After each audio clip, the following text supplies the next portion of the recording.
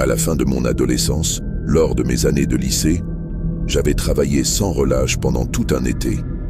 Chaque heure passée à économiser avait un objectif précis: partir étudier à l'étranger pendant quelques semaines. C'était un rêve que je finançais entièrement seul, ce qui signifiait une chose très claire. La moindre infraction aux règles pouvait me coûter tout ce que j'avais sacrifié. Dès le premier jour, on nous l'avait répété. Discipline absolue, aucune exception. Les filles et les garçons étaient séparés, les chambres attribuées à l'avance, et chaque soir, les portes étaient scellées. Briser ce sceau signifiait un retour immédiat à la maison. Ma colocataire s'appelait Élise. Elle était grande, calme, avec un humour discret qui me mettait rapidement à l'aise. Nous nous entendions bien, presque trop bien pour deux inconnus forcés de partager un espace aussi restreint. Sa présence me rassurait. Après plusieurs jours de trajet, notre groupe s'est arrêté dans une zone isolée. L'endroit semblait hors du temps. Aucun signal téléphonique, aucun bruit moderne. Le bâtiment qui nous servait d'hébergement était ancien, réaménagé maladroitement, comme si on avait tenté de lui donner une nouvelle fonction, sans jamais effacer ce qu'il avait été auparavant. Une fois dans notre chambre, la porte a été scellée pour la nuit. Le silence est alors devenu écrasant. C'est à ce moment-là que nous avons remarqué quelque chose d'étrange. Derrière l'armoire, dissimulée par le bois et la poussière, se trouvait une petite porte. Elle n'apparaissait sur aucun plan. Elle n'avait pas de poignée visible. Juste une découpe étroite, presque volontairement cachée. Nous avons déplacé l'armoire ensemble. La porte s'est ouverte avec un grincement sec, comme si elle protestait après des années d'oubli. Derrière, un espace s'étendait. Étroit à l'entrée, mais s'élargissant de façon inquiétante. L'air y était lourd, chargé d'une odeur métallique et ancienne. La lumière de nos téléphones révélait des murs entièrement blancs. Trop blancs. Un blanc malade, craquelé, qui semblait absorber la lumière plutôt que la refléter. Au centre de la pièce reposait un objet impossible à ignorer. Un ancien chariot métallique, immobile, parfaitement aligné. Des sangles usées pendaient de chaque côté. Mon estomac s'est noué. Mon esprit tentait de rationaliser. Peut-être un ancien équipement oublié, peut-être une mise en scène. Élise, pour briser la tension, a plaisanté. Elle a osé s'approcher, puis elle m'a défié de m'allonger dessus. Contre toute logique, contre chaque instinct, j'ai accepté. Peut-être pour prouver que ce lieu ne pouvait pas me contrôler. Lorsque je me suis allongé, le métal était glacé. Une froideur qui a traversé mes vêtements, ma peau, jusqu'à mes os. Les sangles ont été posées sans être serrées, juste assez pour la photo, juste assez pour rire. Et puis, le rire s'est arrêté. Sous mon poids, l'objet a bougé, pas lentement, pas naturellement. Un mouvement sec, délibéré. Un cri m'a échappé avant même que je comprenne. Élise s'est précipitée pour me libérer. À peine avions-nous fait un pas vers la sortie que le chariot a heurté le sol avec violence, avançant de lui-même. Nous avons claqué la petite porte et repoussé l'armoire devant. Nos cœurs battaient si fort que j'avais l'impression que le bruit allait trahir notre présence. Pendant des heures, des sons ont résonné derrière le mur. Des pas, des chocs sourds, comme si quelque chose insistait pour sortir. Je n'ai pas dormi. À bout de nerfs, nous avons pris une décision insensée. Par la fenêtre, en silence, nous avons rejoint d'autres élèves sans briser le sceau. Les mots sortaient difficilement de ma bouche, tant ma gorge était sèche. Lorsque l'adulte responsable est intervenu, notre récit a été accueilli avec scepticisme, jusqu'à ce qu'elle accepte d'aller vérifier. Elle est revenue quelques minutes plus tard. Son visage avait changé. Elle n'a posé aucune question. Cette nuit-là, nous n'avons pas regagné cette chambre. Le lendemain, personne n'a reconnu l'existence de cette pièce. Personne n'a voulu en parler. comme si ce lieu n'avait jamais existé. Mais moi, je sais ce que j'ai ressenti. Et parfois, quand je ferme les yeux, je sens encore le froid du métal sous mon dos. Et l'impression terrifiante que certains endroits n'oublient jamais ceux qui les découvrent.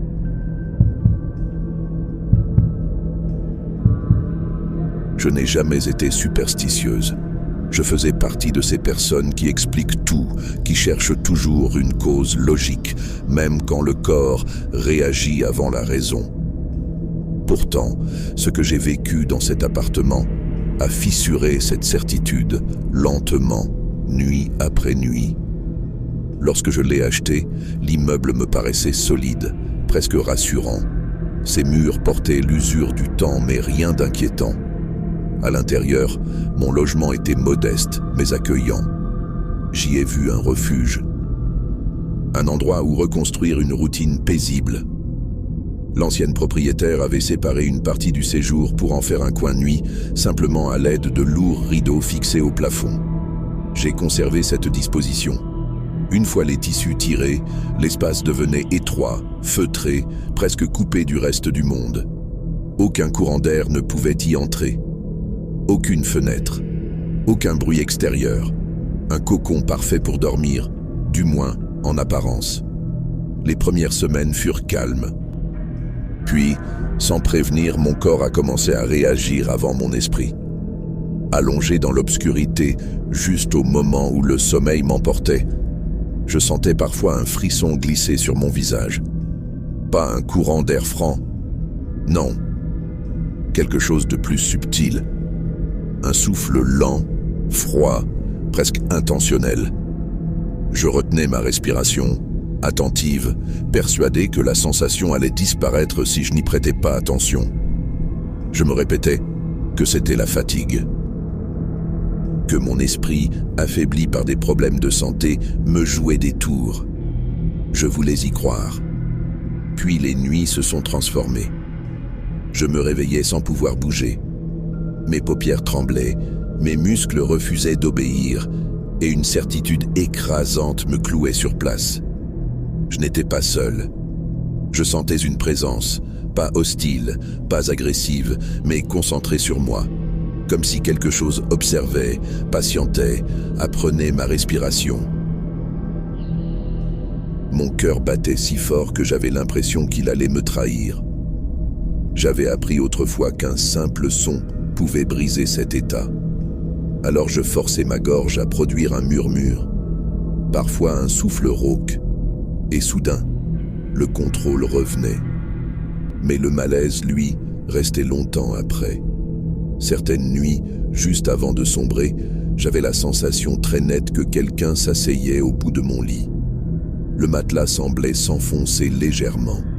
Ce n'était jamais brutal. Toujours discret, presque respectueux. Je ne voyais rien. Je n'entendais rien. Pourtant, mon esprit criait. Étrangement, je n'ai jamais ressenti de menace directe dans cet appartement. Ce n'était pas un lieu malveillant. C'était autre chose. Comme un espace chargé d'une mémoire silencieuse qui ne cherchait pas à nuire, mais refusait d'être ignorée. Les années ont passé. Le monde s'est refermé sur lui-même pendant de longs mois, et moi avec lui. Travailler, dormir, vivre dans ce même espace a fini par m'user. Les murs me semblaient plus proches, les rideaux plus lourds, l'air plus dense. Quand l'occasion de déménager s'est présentée, je n'ai pas hésité. Mon nouveau logement était plus lumineux, plus ouvert. Le lit faisait face à une fenêtre, l'espace respirait. La première nuit, pourtant, mon esprit m'a trahi une dernière fois. J'ai rêvé. Dans ce rêve, je me réveillais exactement comme dans la réalité. La pièce était plongée dans une pénombre familière, et là, près d'un portant à vêtements posé dans un angle de la chambre, quelque chose bougeait. C'était petit, silencieux, à hauteur d'enfant. Sa forme semblait hésiter entre l'ombre et la matière. Je l'ai vu se glisser derrière le portant, puis disparaître. Je me suis réveillé en sursaut, convaincu que le rêve s'était accroché au réel. J'ai allumé la lumière, fouillé chaque recoin. Il n'y avait rien. Et pourtant, mes mains tremblaient. Depuis cette nuit, plus rien. Plus de paralysie. Plus de souffle froid. Plus de présence. Parfois, je repense à cet angle précis de la chambre, à l'endroit où se trouvait le portant. Il pointait exactement dans la direction de mon ancien appartement. Cette pensée me traverse l'esprit quand le silence devient trop profond. J'ai vendu l'ancien logement peu de temps après. Je ne sais pas qui y vit aujourd'hui. Mais il m'arrive encore de me demander si quelqu'un, quelque part, ferme les rideaux chaque nuit et ressent, sans comprendre pourquoi, un souffle froid sur son visage.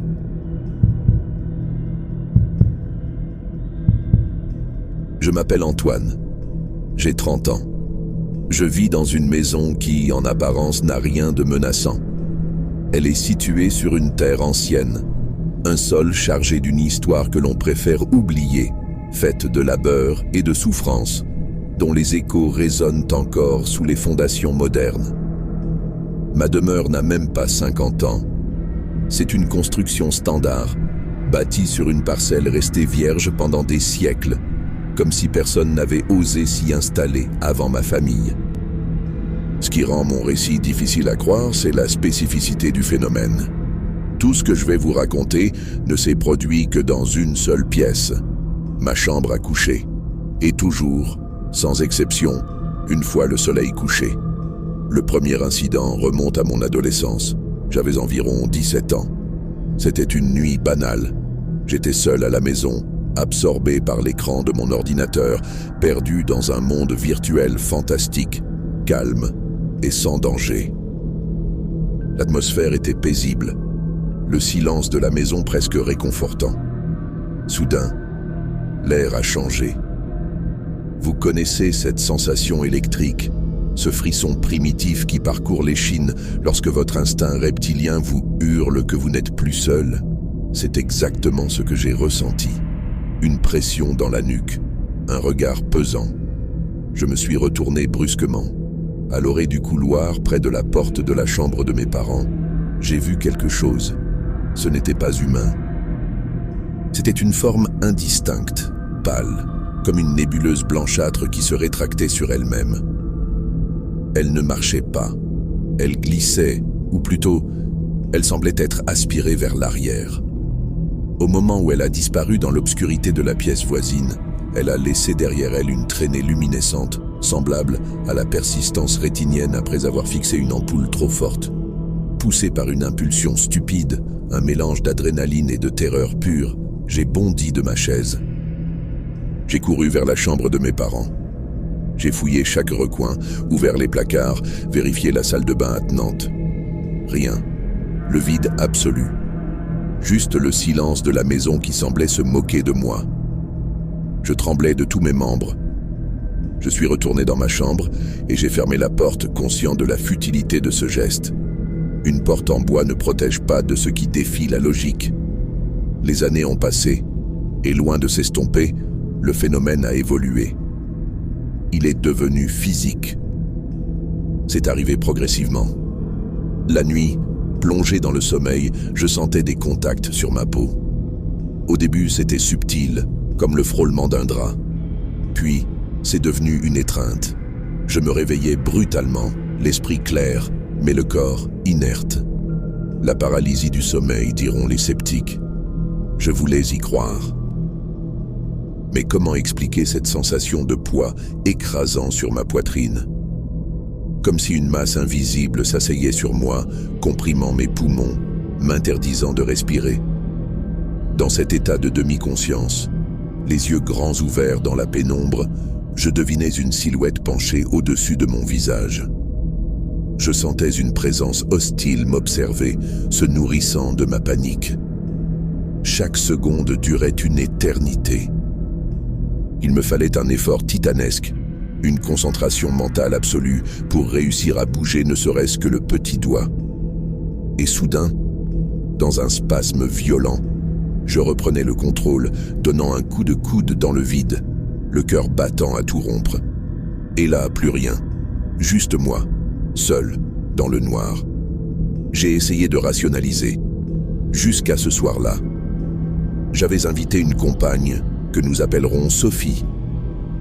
Nous étions détendus, allongés dans ma chambre, regardant un film sur un ordinateur portable. L'ambiance était légère. Lorsque nous avons décidé de dormir et éteint la lumière, l'atmosphère s'est alourdie instantanément. L'air est devenu dense, presque gélatineux. Ma mère avait décoré ma chambre avec divers bibelots, dont des oiseaux en céramique posés sur une étagère en hauteur. Sans aucun avertissement, sans aucun tremblement ni courant d'air, l'un de ces oiseaux de pierre a chuté. Il n'a pas roulé, il est tombé à la verticale, s'écrasant avec un bruit sec et violent sur le bureau en bois juste en dessous. Le son a claqué comme un coup de feu dans le silence. Sophie m'a agrippé le bras, ses ongles s'enfonçant dans ma chair. Je sentais son corps trembler contre le mien. J'ai tenté de rire, un rire nerveux et faux, prétextant que l'objet avait dû être mal posé. Mais 5 minutes plus tard, l'impossible s'est produit. Une planche à repasser, lourde et métallique, qui était coincée fermement entre le mur et l'armoire, a été projetée violemment contre la porte du placard. Le bruit fut assourdissant. Ce n'était pas une chute naturelle, c'était un coup. Sophie m'a supplié de la ramener chez elle. Nous sommes partis immédiatement. Cette nuit-là, j'ai compris que je ne pouvais plus nier la réalité. Les manifestations sont devenues auditives. Une nuit, 3 coups nets et puissants ont frappé à ma porte de chambre. Toc toc toc. Le matin suivant, j'ai interrogé ma famille. Tout le monde avait entendu ces coups résonner dans la maison endormie, mais personne ne s'était levé. C'est à cette période que j'ai commencé à subir une nouvelle torture sensorielle. Dès que je fermais les yeux, une lumière intense m'éblouissait, comme si quelqu'un braquait un projecteur de cinéma à quelques centimètres de mon visage. J'ai passé des examens neurologiques complets, des scanners, des IRM. Les médecins étaient formels. Mon cerveau était en parfaite santé. Aucune anomalie. Pourtant, les murmures ont commencé. Au début, c'était comme le bruit de fond d'une télévision laissée allumée dans une autre pièce. Des chuchotements indistincts, dans une langue que je ne reconnaissais pas, mais dont l'intonation me semblait familière, presque intime. C'était proche, trop proche. Une nuit de printemps, je me suis réveillé à 2h45 précises. Ma couverture était pliée, tirée et déposée au pied du lit avec une précision militaire. Il ne faisait pas chaud. Je ne bouge jamais en dormant. Plus tard dans la journée, alors que je somnolais, j'ai senti une pression ferme contre mon épaule, comme une main testant ma réactivité. « Es-tu réveillé ?» semblait demander ce contact. Mais l'horreur a atteint son paroxysme avec les voix. À 2 reprises, les chuchotements se sont transformés. J'entendais une conversation multiple, une cacophonie de voix basses qui semblait venir des coins de la pièce. Le volume augmentait progressivement, comme une marée montante. Elle se rapprochait encore et encore, jusqu'à devenir insupportable. Et soudain, sans transition, le murmure devenait un hurlement. Ce n'était pas un cri humain ordinaire. C'était une onde de choc, un son hurlé directement dans ma tête, mais avec une source physique juste à côté de mon oreille. J'avais les yeux fermés, les mains plaquées sur mes oreilles, recroquevillées sous les draps, et pourtant je sentais ce cri traverser mes mains, traverser mon crâne. Je sentais le souffle de cette chose. Je sentais des mains froides se poser sur mon visage, cherchant à m'étouffer ou à me faire voir ce que je refusais de regarder. Le dernier événement en date s'est produit il y a quelques semaines. C'était différent, plus subtil et donc infiniment plus terrifiant. J'étais parfaitement réveillé. Il n'était pas tard. J'étais allongé sur mon lit, jouant à un puzzle logique sur mon téléphone, attendant que le sommeil vienne. La maison était silencieuse, ma respiration était calme. Soudain, juste à côté de mon oreille, sur l'oreiller, j'ai entendu un son. Un chuchotement clair, net, distinct. une simple syllabe, douce et moqueuse. Je me suis figé. Les larmes ont commencé à couler instantanément sur mes joues sans que je puisse les retenir. Ce n'était pas une hallucination hypnagogique. Je n'étais pas en train de m'endormir. J'étais lucide. J'étais là. Et ça aussi. J'ai refait tous les tests psychiatriques possibles. Les spécialistes me disent que je suis sain d'esprit, équilibré, sans pathologie. Il n'y a aucune explication médicale. Et c'est là que réside la véritable horreur. Si je ne suis pas fou, si mon cerveau ne me joue pas des tours, alors la seule conclusion logique est la suivante. Cette chose, quelle qu'elle soit, vit avec moi depuis plus de 10 ans. Elle m'observe grandir, elle attend que j'éteigne la lumière. Elle n'a jamais quitté ma chambre. Et ce soir, je vais devoir y retourner pour dormir.